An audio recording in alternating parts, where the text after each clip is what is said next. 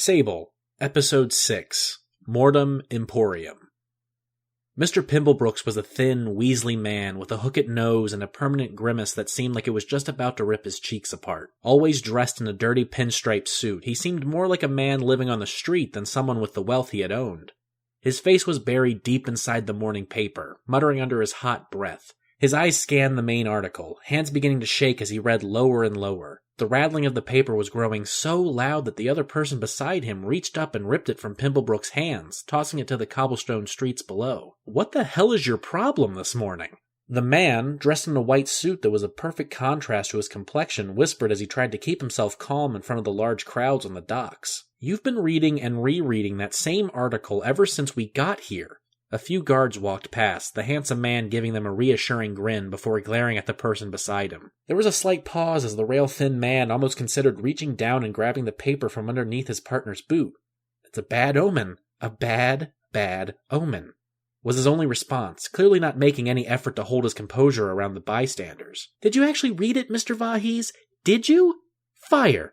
Burnt down an entire townhome in minutes." Mr. Voorhees rolled his eyes, bringing a palm to his forehead. "A fire? That's what has you shaking like a child? Jesus Christ, man, it's a goddamn city! If there wasn't a fire, at least one, that would be more frightening to me than something like this." He saw the hesitation in Pimblebrook's eyes, and he bent down to snatch the paper up again, ripping it to shreds and throwing the pieces away. "Now, we're gonna get our shit all collected, and then, and only then, we'll get back to preparing for the fun we're gonna have tonight." He leaned in. "Remember? This is supposed to be a happy occasion. We should be celebrating, not getting worried about some random fire." "It wasn't just any fire." Pimblebrook's bit his trembling lips. This had clearly shaken him up. "And it wasn't just any fucking townhome." He looked about, skin turning pale and covered in sweat. "We are talking about Elder House, home to the theatermen. Don't you remember them, Solomon? Strongest mages out there? Gone. All of them." He was perhaps a bit louder than intended, a few onlookers quickly turning their heads when Pimblebrook's met their gaze. "So, yes, excuse me for being a bit on edge right now." This was not how Solomon saw himself spending his morning. He just wanted to have a peaceful time, watching the dockhands pulling his cargo from the Tempest. He wanted to make sure he could keep an eye on them, wanting everything to run smoothly.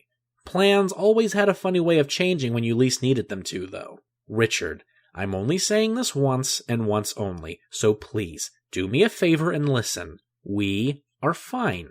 We are safe. Nothing is going to happen to you or I. As far as the world knows, who we are and what we do is non-existent. The reason I'm not shaking in fear like you is because I have nothing to fear and I've accepted that." His eyes caught the faintest glimpse of his wooden box being pulled from the ship. Good. They were handling it with the utmost care. Perhaps he'd give the captain that tip he had been alluding to all trip. "Now, this will be a crazy idea for you, but hear me out. How about you calm the fuck down? No need to make everyone else nervous." Richard took a step back, aghast at Solomon's tone as well as his refusal to see the problem. Why was he so damn stubborn? Richard wasn't about to be ignored, though. "You know, I'm pretty sure that was the same way those theatermen thought before, well," he opened his hands. "Boom. Now, they're all dead, burned and blown away in the wind. That ain't happening to me, Solomon. I promise you that. So what are you going to do? You mean to tell me that you traveled all this way to turn back so abruptly?" Solomon sneered. "That's not the Richard I know and called my dearest friend. How many adventures have we been on? How many times has death seemed to be the only option and we still snuck past those cold, uncaring hands of the Reaper?" He turned to watch the handling of his cargo. The ship hands were loading it up on a carriage moments before it moved out into the streets. Excellent. That was one worry out of the way. Come on. The theatermen were an actual threat to people. They were a sword in the night, and we are merely passerbys, just moving as quickly and as silently as we can, not wanting to step on any toes. No one is afraid of us because we offer nothing to fear. They still had until nightfall for the festivities to begin, plenty of time to soothe Richard's nerves. "Hey, what say we get a drink at the Crooked Horn, eh? Been ages since we drank there. I reckon Betsy misses us something awful." That's right. Mention the bartender. It always seemed to brighten Richard's spirits. Like clockwork, the scrawny man was smiling from ear to ear, his cheeks flushed. "Betsy? You think she's still there?" He began fidgeting with his hat. Well, I guess one drink wouldn't hurt." "Maybe two," Solomon so slyly remarked. "Why not three?" They both shared a laugh before turning from the dock, beginning to fade into the bustling crowd around them. You know, you never did tell me what's in that box, Solomon. Care to elaborate? Have you ruined the surprise for everyone else? Nah, I don't think so. It'll just have to be a mystery for a tad longer, my good man. Just a tad longer. Night fell in the streets of London, and it wasn't long before people were turning in, extinguishing candles and locking up windows. There were times where Solomon missed this. The silence, the calm of it all. It was a dream of his to one day settle down, to give up the adventure mantle and find a wife to raise a family with. Dreams were filled with farmlands for him to work in and children to raise right, but that was a long time ago, when Solomon was a very different man. His dreams were filled with other images now, his ambition leading him down a path that offered more in the way of reward. At times he almost missed the simpler cares of his younger self, but it was time to move on. That's why he was here, at the Mortum Emporium, this evening. Solomon and Richard were part of a guild of adventurers that collected the most bizarre treasures of the world. While the theatermen seemed to want to hide the supernatural from the mass public, Solomon's men sought profit and power from such things. Why keep cursed baubles and powerful tools secret when you could sell them to the highest bidder, or keep them for yourself and use them as intended? They didn't meet often, once every 5 years to show off their newest finds and brag, or potentially sell amongst themselves. They always met in the same place, the Mortum Emporium, a small shop near the docks that specialized in the occult. It was rather fitting, and the owner of the shop was always so delighted to sit in on the meetings. He'd even purchased a few things from Solomon. Unfortunately, tonight there would be nothing to buy from Solomon. He didn't bring an item as much as he brought a promise for something better. A bell placed above the door signaled Solomon and Richard's presence. There were few candles lit in the dusty shop, most of the illumination coming from the full moon outside.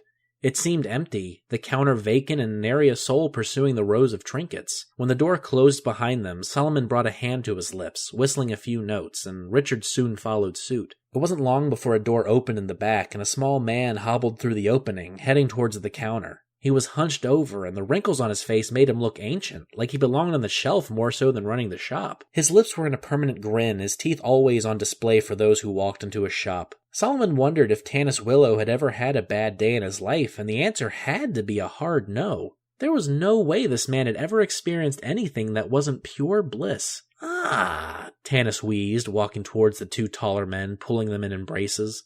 "It's been ages, my boys, ages. Richard Pimblebrook, you don't look like you've eaten in months. And you, Solomon, you look just as dapper as ever. Fortune shines on you, I'm sure of it." Solomon couldn't help but chuckle as Richard looked down at his form, taking Tanis's words to heart. "You're both late, you know that, right? The others have been here for hours waiting for you. Hell, Solomon, your surprise got here before you." Solomon laughed. "And I pray none of you have snuck a peek?" Tanis shook his head. Nope, wouldn't allow it. Branson tried, though, stubborn fool. Said he was just trying to make sure it arrived safely. He held up his cane for a moment, shaking where he stood. Made sure he knew that his help wasn't appreciated or needed. All three shared in a laugh before they moved towards the opening door in the back, soon greeted by stairs that seemed to go on forever into the dark. Tanis swiped a candle from the wall, lighting it. Mortum Emporium had an underground level that very, very few knew existed. The air in the stairway seemed to grow colder and colder with each step, Solomon able to see huffs of his breath flowing out into the open. It always amazed him just how far the stairs went down, and how a shriveling thing like Tanis made this trip every single day. It wasn't long before their feet landed on the basement floor, the room brightly lit, welcoming. It was filled with all sorts of interesting trinkets stuffed into shelves, and in the center of it all was a dining table fit for a king, a fireplace not too far off. It was here that Solomon was greeted by the vision of his friends, his fellow adventurers. They were lost in discussion about trips and the best booze to even notice the late arrivals. Tanis had to clear his throat for them to even look over. "About damn time," Branson boomed, the larger man still rubbing over the bruise he had received earlier on his hand. The others all nodded in agreement, trying their best to look annoyed at Solomon and Richard. Solomon placed his hands in the air. "What can I say? I feel like the life of the party should always arrive fashionably late." He snickered, moving towards an empty seat. "I'm going to assume that you all would just like to get to the bragging rights? Clearly you've spent more than enough time catching up." A woman with blazing red hair leaned against the table, nodding.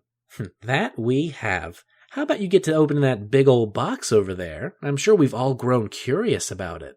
"But where's the fun in all that, Penelope? I'd much rather go last. Save the best and all that." It looked like there was going to be some disagreement, but Solomon's cold, blue eyes quickly rid the room of all notion of that. Penelope shrugged, leaning back against her chair. Branson, since you seem so eager to get the ball rolling, how about you go first? Branson was never one to keep the audience waiting, moving out of his seat and slapping a meaty hand against his chest. Quite right. Well, fellow collectors, let me tell you about a little place known as the Devil's Toilet. There were quite a few scoffs and snorts. I didn't choose the name, it's just what the folks call it, probably on account of that putrid stench. Anyway, in the northern forests of Germany, there's this small circle smack dab in the middle where no vegetation grows. I mean, no trees, no grass. We get what no vegetation means, Branson, Penelope heckled, taking a sip of wine. Anyway, for the longest time, people there thought it was cursed. No real reason, just a bad feeling. One woman in the local village said any time she even thought of the place, she would be sick for a week. Months go by of this place just existing, and no one goes out there to explore it. Then, there's a nasty rainfall, and all that mud runs through the village, and the people there notice that there aren't just worms in the mud, they're bones. Lots of them. Now, the idea gets in their head to take a gander at this place. Curiosity got the better of them, I guess. When they arrive there, this place is just filled to the brim with bones. Ancient bones. This wasn't some cursed ground, it was a fucking mass grave. I don't need to tell you why that kind of place excites me. A mass grave? Just hanging out in the middle of some forest no one cared about? No. Something else was there, and I was just the man to find out what it was. Penelope rolled her eyes, giving knowing smiles towards Solomon. Branson continued. I take a few of my boys out there and we go about pushing through the bones. Who knows, maybe we'll find out what caused all of this. Days and days go on and we just keep going deeper and deeper until I find this. It was then that Branson pulled out a small, crudely made box. It seemed like it was formed with the cheapest wood one could scrounge together, the lock hanging on by a thread. This box was being held by what seemed to be a priest of whatever village this used to be. And as you can see, it wasn't hard to find out what was inside. I guess they didn't know how to make locks back then. He moved his fat fingers over the lip of the box and slowly opened it for dramatic effect. Now, take a gander at this. While the outside was shoddy, the interior was well maintained, filled with a purple fabric that acted like a cushion for the box contents. What was inside were hands, 2 of them to be exact, seeming to come from the same source. Despite the ancient appearance of everything else, these hands seemed well preserved as if they were freshly cut. Each bore dozens of black marks all over the back, their fingers cut and bruised. Branson pulled on gloves before moving the hands onto their backs, showing that the palms were covered in intricate marks and runes made of black ink that seemed so recent that they still kept a wet sheen to them. The 5 other participants just stared at the hands before them, absolutely bewildered. They look so well kept, Penelope whispered, reaching for them before having her hand slapped away by Branson. Don't touch them with your bare hands, he remarked sharply, closing the lid to the box. Why? Worried I might get sick? It was then that Tanis went towards a door in the room, slowly opening it. Might isn't the word I'd use. Hell, even sick is an understatement. Branson pointed towards where Tanis now stood. I had one of my men pick it up and, well, I guess it'll just be easier to show you. There was a moment of silence before something lurched from the darkened room beyond. Wet slurping sounds erupted as clammy feet shuffled out of the door. Penelope was the first to make a gasp, followed by Richard screaming. It was a man, or at least it seemed to have been a man at one point. His skin was pale and torn, muscles and bone leaking from the carved wounds. The bones themselves seemed to have enlarged and hardened, his ribs cracked and tearing through his chest. His bottom jaw had stretched to the point of unhinging itself from the rest of his face, teeth jagged and poking through the skin. His eyes were wide and bloodied, filled with fear. Jesus Christ, man! Richard screamed out, bringing a napkin to his face. What the hell is that? Branson sighed. That's my boy, George. He rubbed a hand over the back of his head. Told him not to touch them, not without gloves, and he wouldn't listen. Now he's like this. George, or what was left of George, shook its shoulders. Black liquid oozed from his gaping mouth, and for a moment Solomon swore he saw tendrils deep inside, twisting and swirling around. Tanis gripped him by the shoulder and led him back into the room, the beast crying as the door closed behind him. The room was left in silence for long moments, no words seeming appropriate. Supposedly, these hands belonged to a powerful mage, so powerful, in fact, that his hands are still cursed. Branson sat down, putting the box away. Daniel Boggs, one of the theater men, told me that there were tales of a man known as the Plague Father. He terrorized all of northern Germany, threatening to bring about something that would wipe the human race off the face of the map. That site wasn't just a mass grave, it was his first and only success. The story goes that he was so weak after turning the village sick that the priest was able to chop his hands and his head clean from his body. They sealed the hands up and prayed that no one would ever find them. Branson chuckled. Guess they didn't expect big old Branson back then, eh? You seem awfully boastful about something that turned your boy into that, Penelope quipped, gulping the last of her drink down. I mean, Branson, this could and has killed so many people. What were you thinking bringing it here? Branson slammed his hands onto the table. Oh, look at the bleeding heart over here. I'm sorry, Miss Penelope Fairbrooks. I really am. A lot of nerve coming out of someone like you. Who here at this table was responsible for the Sword of Leviticus, huh? Remember that one? Could burn an entire city down in one swing, and you sold it to the first patsy you saw with a fat enough purse. Don't you fucking dare bring up morality here. Not you. Tension was brimming in the room, and Solomon, like always, was the one to dispel it. Branson, what Penelope did was a rookie mistake, many, many years ago. Besides, the sword was in pieces, the tip still out there somewhere. It was barely capable of spreading butter on bread, much less destroying a whole city. He then turned his gaze towards Penelope. And Penelope, I hate to be the first to tell you this, but we're here to make money and find trophies for ourselves. I can't punish the man for the same thing all of us in this room would do. Does that make sense to you? Penelope nodded slowly. Good. Now I suggest we go back to the presentation, and I do believe it was your turn, Miss Penelope. There was some reluctance in Penelope's movement, but she knew that she would be hard-pressed to argue with Solomon. Well, mine isn't as gruesome as Branson's, but I'm sure you'll all get a kick out of it. She moved from her chair and headed towards an ornate chest. She soon began pulling out pieces to what seemed like armor, though what kind baffled the men in the room. It was made of silver, though it seemed to be covered in rust and scratches. Remember that old story about the town of Barnaby? She began, placing the pieces of armor onto the table before them. That family killing themselves in town square and all of that? Well, I came across an old document that suggested that there was a tunnel underneath the governor's mansion. There were schematics to a gigantic safe down there, and this document spoke of treasure that was out of this world. She finished putting the boots on the table. Well, before everyone goes running out of there, there's one thief that finds her way down there. So, almost 100 years later, what should I stumble across but the home of this very thief left abandoned? Here's the crazy thing. She didn't even bother locking it up or hiding it in the cellar. She kept it right out in the open, right by the fireplace. I had been looking for this piece for so long, and to think that this bitch didn't even know what she had. The armor had an unfamiliar quality about it. In all of Branson's time studying and purchasing armor, he had never come across something with this design. Everything had been smoothed down to make it very aerodynamic. This didn't seem built so much for combat as it was seemingly made to be light and easy to move in. The helmet looked like it was made solely from a piece of black glass, dust covering it. What purpose did something like that serve? Solomon seemed disinterested in the whole thing, as if he had seen hundreds of these before. Something's written on the chest, Richard remarked, pointing at what he was referring to. Branson moved in to wipe dust from the chest plate, causing Richard to gasp. And it's in English. It was just a singular word. Maybe a name? Crow. Penelope shrugged, noticing the careless look on Solomon's face. I don't know what that means, to be honest. Could be a name, could be the guy who made the damn thing. She placed her hands on the table. Is this all boring to you, Solomon? Solomon cleared his throat and shook his head as if regaining focus. Oh, I'm sorry, Penelope. I'm sure that seemed rather rude of me. I do find it quite exquisite, really. I suppose I'm nervous about showing you all what I have. He didn't wait to be asked the obvious. There's a lot of weight that comes with what's in this box. A lot of promise or a lot of regret. I've been hiding it well, at least I thought I was, but to be honest, I'm bloody terrified to show you what's in here. It's gonna bring up a lot of questions, and I fear that you might answer incorrectly.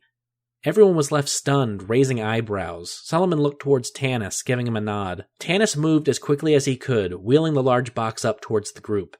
I really don't know how to prepare you all for this. Just hear me out before you react. I promise you it'll all be worth it. He grabbed for a crowbar and began peeling the nails out from the front, moving towards the side as the box opened. What sat inside the box were 4 people, bruised and bloodied. Their clothing was torn to shreds, all of them shivering in either cold or fear. Though no one wanted to admit it, these people looked familiar. Horribly familiar. "State your names," Solomon commanded, voice filled with dominance. When no one spoke up, he slammed the crowbar at their knees. "I said, state your names." "Solomon Voorhees. Richard Pimblebrooks. Penelope Fairbrooks. Branson McDougal." Penelope gasped from where she stood, while Richard flopped down onto a nearby chair. Branson was trembling, his face boiling with rage. "What's the meaning of this, Solomon?" he bellowed. You bludgeoned these poor people for what? Some sick game?" Solomon shook his head as he knelt down beside the poor souls. No games, no tricks." He reached for the man who claimed to be Solomon as well, tugging his head back. The man cried out, the other 3 around him staying silent, too shaken up to protest. "Just a few months ago, I was traveling. I was rather upset that I hadn't had any leads on treasures or adventure.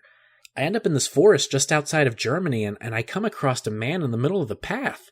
He released the man's hair but made sure he kept the hand on his shoulder, as if he would pounce at any moment. He looked at me, and it was right there that I knew I had just met God. Before Branson could burst out, he continued, "Not Jehovah, not Allah, the one true God." I couldn't help myself. I got down on my knees, and he moved towards me, placing a hand on my shoulder. He told me that all 4 of us were not living to our fullest potential, that we were squandering the gifts and talents he had given us. I knew all of this was true in a moment. I begged him, "Please, please, show me the way. Let me help my friends to become better for you." Then he took me by the hand and walked me through the forest. We walked for miles, not saying a word, until we came into a clearing. It was there that I saw everything, the meaning of life, our purpose, everything. It was like an opening in the air stretched open to reveal a vastness of space to me. There was no ending as far as I could see. I just stood there in a stupor as stars and planets zoomed by through this opening. Moments later, I could see a new land, a new world even. Tall structures made of glass and steel reached high into the sky, disappearing into the clouds. Everyone walking these paved streets were dressed in the finest clothing I have ever seen. They looked like royalty. Before I could ask what I was looking at, God showed me these 4. He told me that they would show us to the endless riches and splendors of their world, that we would become kings in their people's eyes.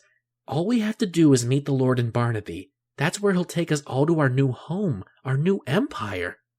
No words were said as Branson stared at Solomon, Richard having since fainted from the tale. Solomon noticed the burning rage that seemed to be growing more and more in Branson's face, trying to quickly extinguish it. "Look, Branson, I told you this would be a lot to swallow, but look what I brought us. We don't have to hide anymore. We don't have to answer to anyone but ourselves. We keep all that we make. We can be rulers, not people meeting in some dark, decrepit basement." Solomon was sent to the floor with one punch. "Get out." His vision was blurred, but he could still make out the silhouette of Branson standing over him with fist bloodied. "Get the hell out." When Solomon didn't budge, Branson was there to offer him some forceful assistance. The giant of a man gripped him by the shoulders, snatching him up off the ground. He shook the smaller man, ignoring Solomon's pleas to end. "You get out of here before I do something I regret. I never, ever want to see your face again. Do you understand?" Solomon was left with little choice, so he nodded. "Good. I want you gone before the sun rises." With that, Branson dropped him, Solomon quickly gathering his composure before leaving the basement, the bell upstairs signaling his departure. "I already told you, ain't no one here, or anywhere for that matter, willing to take you up to Barnaby," the owner of the carriage growled out. "You're a daft fool for even thinking about going up there. Have you not heard anything about that place? Cursed! As cursed as the pits of hell itself. Ain't no one out there, at least no one you want to meet up with." "Please," the begging customer replied, placing his gloved hands upon the desk. "I need to get up there. It's of the utmost importance. I have money." He went into the coat pocket of his duster, slamming down heaps of coin. There's more. How much more do you need? I'll get it somehow." The owner leaned over his counter, glaring down at the coin before him. There seemed to be just the slightest bit of hesitation, but his will was absolute, it seemed. "No, Not a damned way. Sorry, you're gonna have to find your own way up there. Though I can't for the life of me understand why you want to go there. The door to the shop opened in a hurry, cold wind rushing in. Excuse me, sir, Solomon called out, rushing towards the customer. I couldn't help but overhear that you were needing travel to Barnaby? The customer nodded, though keeping one eyebrow raised. Yeah, I am. Why do you ask? Solomon grinned from ear to ear. Well, fortune shines upon you. I'm leaving for Barnaby tonight, in a few moments to be exact, and I have more than enough room in my carriage for another such as yourself. He pulled off his glove, holding out a hand to shake. Oh, and my name is Solomon Vahis, by the way. Pleasure to meet you. The man stared at the hand for quite a few moments before reaching to peel a glove off his hand as well. Solomon gasped, though was quick to cover his mouth afterwards. The hand was charred, burnt black, and it looked like the man could barely move his fingers. The feeling of it against his hand induced shivers, but Solomon wrapped his hand around it, gently, before giving it a shake. Nice to meet you, Solomon. My name is William Taylor. Richard was having a horrible morning, which seemed to match his equally as dreaded night. Most of the night seemed like a blur, but the parts he could remember seemed more like a nightmare. Solomon had gone insane. His good friend, the only other person he trusted in this world, was off his rocker. He had gone to the Crooked Horn, hoping to drown his sorrows away as Branson and Penelope tried to figure out what to do with those that Solomon had brought to the meeting. Well, dulling his pain had left him with a hangover that felt like it was about to murder him. Despite his well-being, he needed to get back home, back to Italy with his wife and children. He was giving up this line of work as soon as he got back. He would be a stay-at-home man if it was the last thing he ever did. As he passed by the local news boards, Richard stopped dead in his tracks, turning his head to look at the sheets of paper that had caught his attention. His eyes looked over what was before him 100 times, and each time his body began to shake more, his heart pounding. There were 4 sheets, all with the word missing printed with big, bold letters in red. Beneath the title were sketches of 4 people, 3 men and 1 woman, and though he didn't want to admit it, they looked awfully familiar. They had all gone into the forest for the weekend, months ago, never returning home. These were the people Solomon had brought them, the ones he claimed were some otherworldly vision of his friends. Richard leaned against the wall, cursing under his breath. This wasn't happening. This couldn't be happening. As he collected himself, a carriage passed by, holding a man in a pure white suit and another with burnt hands.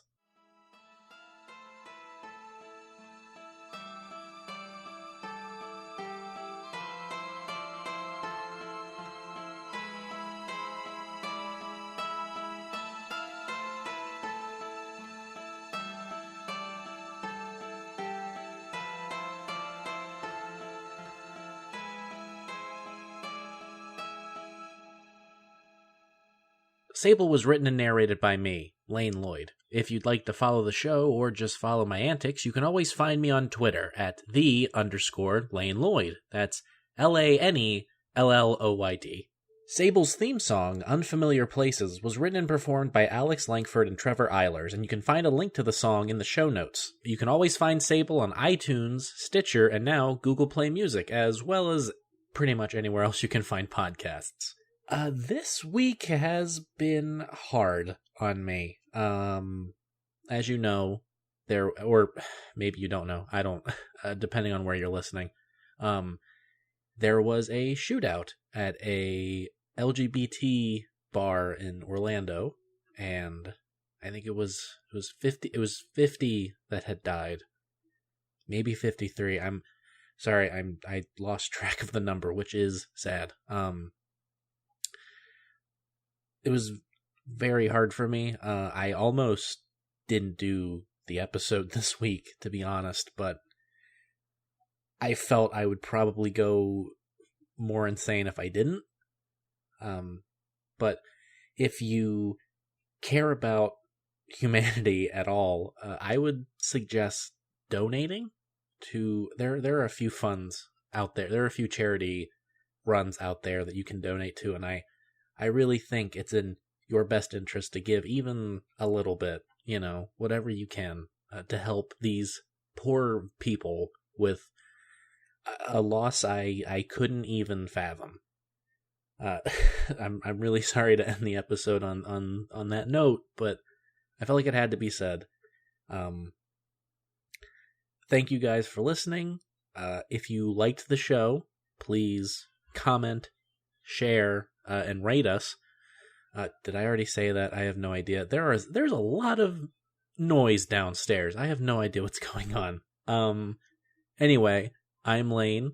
This has been Sable, and have a good week, and tell the people you love that you love them, and just hold them close.